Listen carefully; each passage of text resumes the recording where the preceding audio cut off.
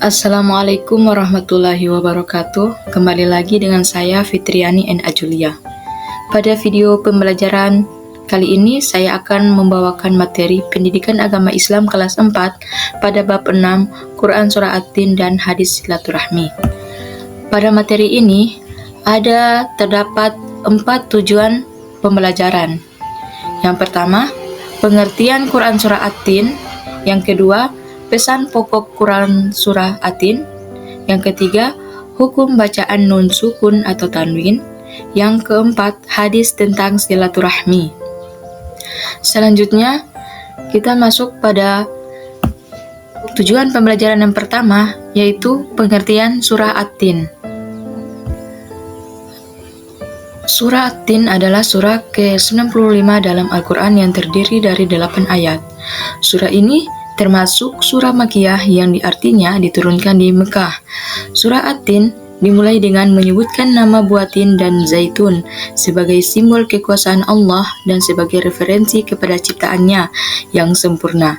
Surah ini juga menyebutkan kota Mekah dan Bukit Sinai yang memiliki signifikansi besar dalam sejarah umat Islam atau umat manusia.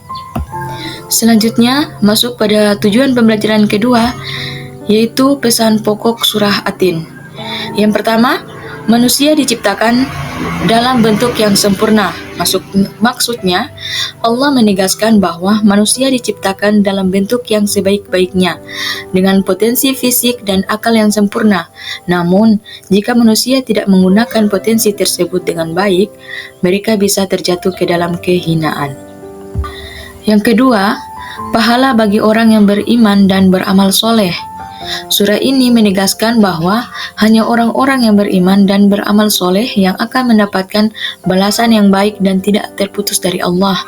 Ini adalah motivasi untuk setiap umat Islam agar tetap beriman dan beramal soleh, meskipun tantangan hidup semakin berat. Selanjutnya, peringatan tentang takut terhadap kesesatan. Ayat terakhir surah ini mengingatkan bahwa setelah segala penjelasan dan petunjuk yang diberikan, tidak ada alasan bagi seseorang untuk menolak agama atau berpaling dari kebenaran. Selanjutnya, tujuan pembelajaran yang ketiga, yaitu hukum bacaan nun sukun atau tanwin. Hukum bacaan nun sukun dan tanwin terdapat beberapa bagian. Yang pertama, idgham. Idgham adalah bacaan nun sukun atau tanwin bertemu dengan huruf-huruf tertentu yang menyebabkan nun atau tanwin bergabung dengan huruf berikutnya. Yang kedua, idgham bi gunnah. Bacaan nun sukun atau tanwin bertemu dengan huruf-huruf ya, nun, mim, dan waw. Dalam hal ini, nun atau tanwin dibaca dengan dengungan atau gunnah. Yang ketiga, idgham bila gunnah. Idgham bila gunnah adalah bacaan nun sukun atau tanwin bertemu dengan huruf-huruf lam dan roh. Dalam hal ini, tidak ada dengungan dan bacaan langsung digabungkan dengan huruf berikutnya tanpa suara tambahan. Yang keempat, iqlab. Iqlab adalah bacaan tanwin bertemu dengan huruf ba. Maka bunyi tanwin berubah menjadi mem dengan dengungan gunnah. Yang terakhir adalah ikhfa. Ketika nun sukun atau tanwin bertemu dengan salah satu dari 15 huruf ikhfa, bacaan nun sukun atau tanwin dibaca samar dan tidak jelas. Selanjutnya, tujuan pembelajaran yang terakhir, yakni hadis tentang silaturahmi dan amalan baik.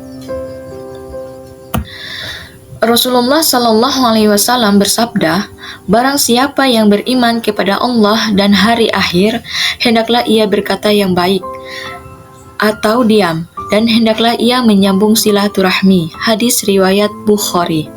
Makna dan hikmah dalam hadis ini, Rasulullah Shallallahu Alaihi Wasallam menekankan bahwa bagian dari iman adalah menjaga hubungan baik dengan orang lain, khususnya dengan keluarga, dan berbicara dengan kata-kata yang baik.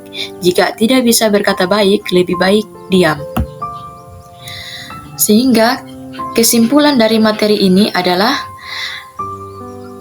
kita diajarkan untuk selalu menjaga hubungan baik dengan Allah dan sesama manusia.